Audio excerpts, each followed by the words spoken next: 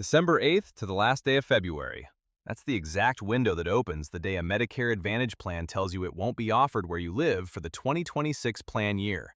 A special enrollment period to choose your next plan, plus a guaranteed right to buy a Medigap policy that can't turn you away for your health.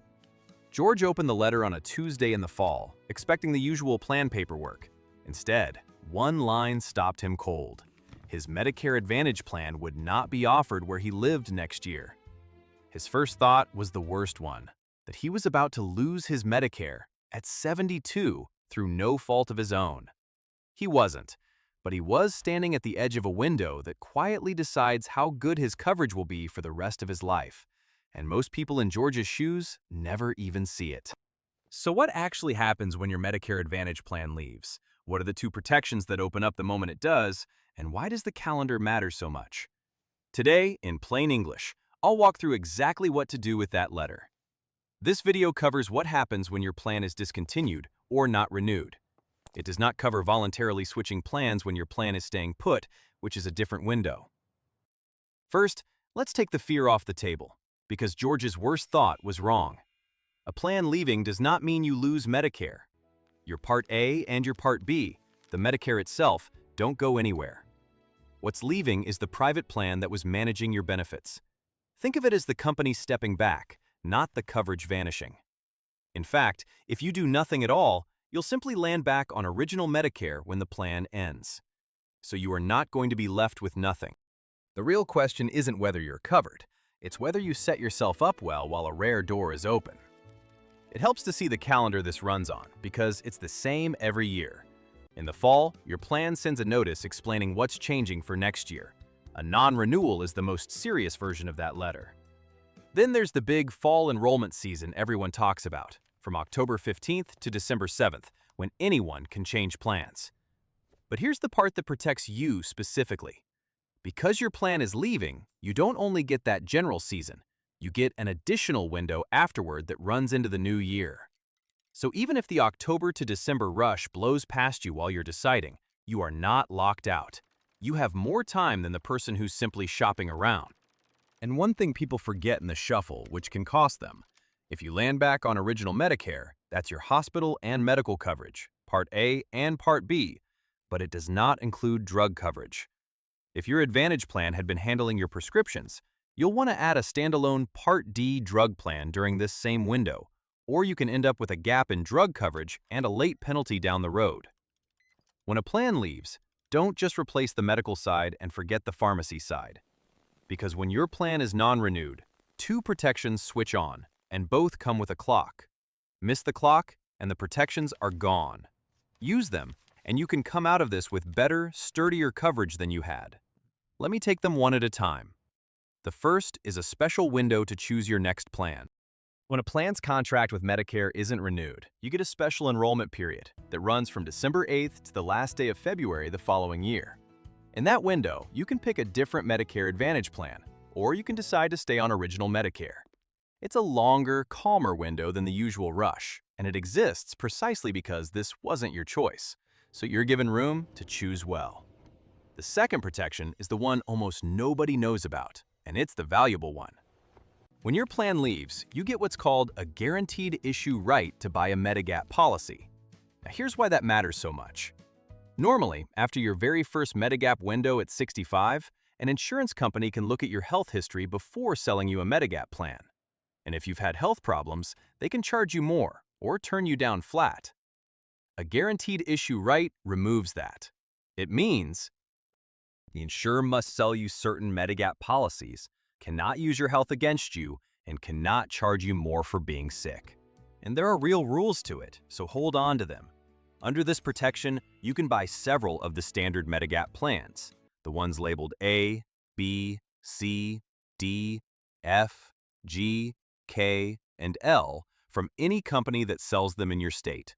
And the timing is specific. You can apply as early as 60 days before your Advantage coverage ends, and no more than 63 days after it ends. That's your window. Inside it, your health can't be held against you. Outside it, in most states, the health questions come back. And it's worth saying plainly why this happens, because a non-renewal feels personal, and it usually isn't. Private plans and Medicare sign contracts a year at a time, and companies adjust which areas they serve. A plan can leave a county simply because the business math changed there. It's not a judgment on you, and it happens to perfectly good plans and careful people.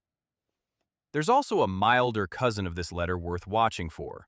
Sometimes a plan doesn't leave, but changes so much for next year, dropping your doctor, raising what you pay, trimming benefits, that you'll want to move anyway. That situation is handled in the regular fall window, not the special one, which is exactly why reading the letter closely matters. It tells you which of the two you're facing.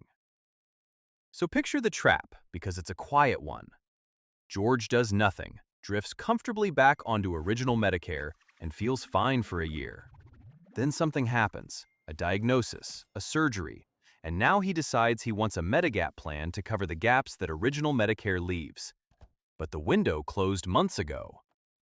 Now the insurer can look at that new diagnosis and charge him far more, or say no. The coverage he could have locked in for anyone at any health back when the letter arrived may now be out of reach. Nothing went wrong that day the plan left. The risk was in letting the window pass without using it. Have you ever gotten one of these letters, a plan pulling out, a big change for next year, and felt that jolt of not knowing what it meant? Tell me in the comments what your letter said. There's someone reading who's holding the same envelope right now. So here's what to do with that letter, calmly and in order. First, read it. Really read it the moment it arrives in the fall. Plans send a notice every year explaining what's changing, and a non-renewal is the most important version of it. Second, don't panic, but don't set it aside either. The window is generous, but it does close. Third, make the real decision. Another Advantage plan or a return to original Medicare. And if you're leaning toward original Medicare, seriously consider using that guaranteed issue right to add a Medigap plan while your health can't be counted against you, because that door may not open again on the same terms. Do it inside the window, from 60 days before your plan ends to 63 days after. And let me name the one outcome to avoid, because it's the one that happens by accident. Doing nothing doesn't leave you with nothing, but it can leave you with the weakest version of something. Back on original Medicare, with its gaps wide open, no Medigap to cushion them because the window quietly closed, and maybe no drug plan either.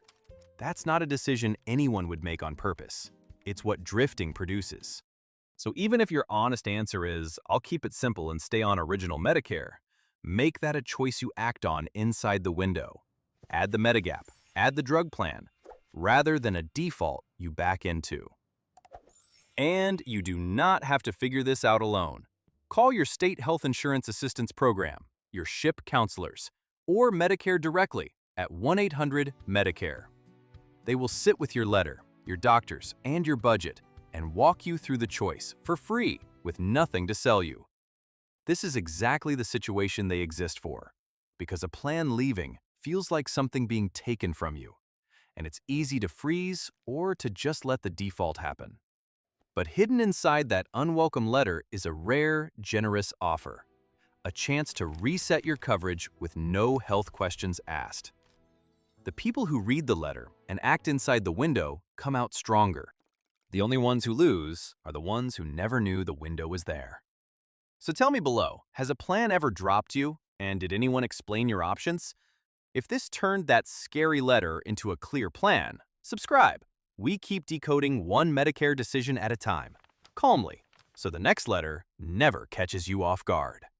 This is general information, not financial advice, and we are not affiliated with Medicare. Always check your own situation. I'm glad you're here. I'll see you in the next one.